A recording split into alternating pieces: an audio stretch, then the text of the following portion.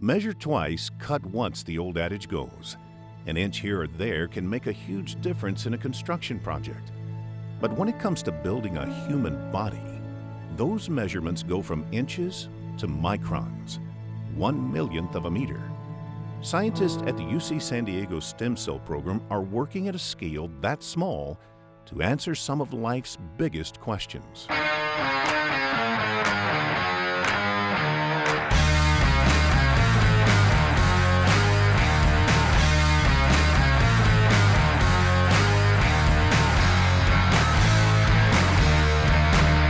Our mission to understand brain development requires us to study the connection between the brain and the eye. Bioengineer Shaochen Chen is helping us thanks to his work connecting damaged spinal cords. The human body is a massive network. Signals traveling along neural pathways, allowing us to see, smell, hear, and move. But what happens when those connections are severed? Can they be repaired?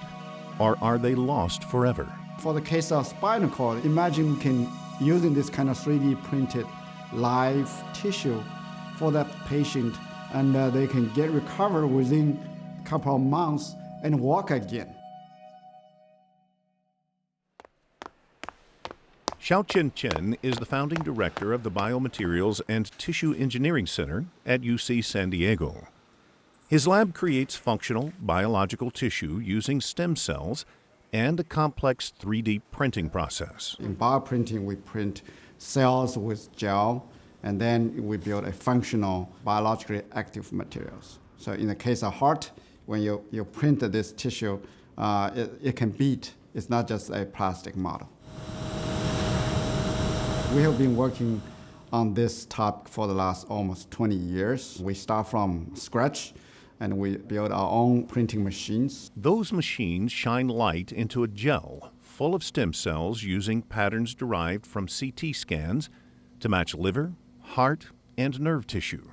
Any spot the light hits becomes solid. These cells are from patients' own skin, so you can take these cells and reprogram them into functional cells like heart cell, liver cell, nerve cells. And then we can print these cells into the structure, and in that case, the piece is the patient-specific. And you can put it back into the patient. Hopefully it will help to grow the heart, repair the livers, and also regrow the nerve tissue. Chen's lab has already found success repairing severe spinal cord injuries in rats. Now Chen's partnering with Allison Watry and Carl Wallen to help them understand how brain and eye development influence each other. He's devised a way to keep the tiny brains and retinas they're studying separate, just like they are in the womb. It's a very exciting opportunity for us to work together with Allison's lab and Carl's lab. All three of us are maximizing our strengths to build this complex organoid system that has the retina in one end and a brain on the other end. Then there's a channel with the biomaterial that we studied over the years to bridge these two together in a very precise fashion. That channel allows the brain and retinal organoids to form connections, so researchers can see how those connections influence brain development.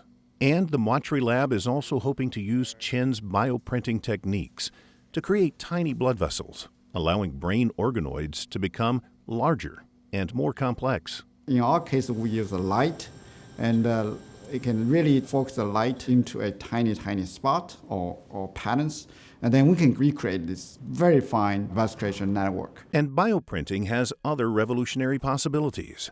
From speeding up drug testing, it takes average 12 years and $2 billion for one drug. Now, since we can print this human tissue, they can directly test whether this drug will be toxic or whether this drug will be effective or not in the situation of the human tissue. To perhaps one day patching the human heart. Imagine yourself in the future that we can create this functional human tissue that can be used as a patch to put on the patient and repair the heart damage, and the heart go back to normal. And I think that's very exciting for me, and I'm so excited, to be involved in this kind of research work.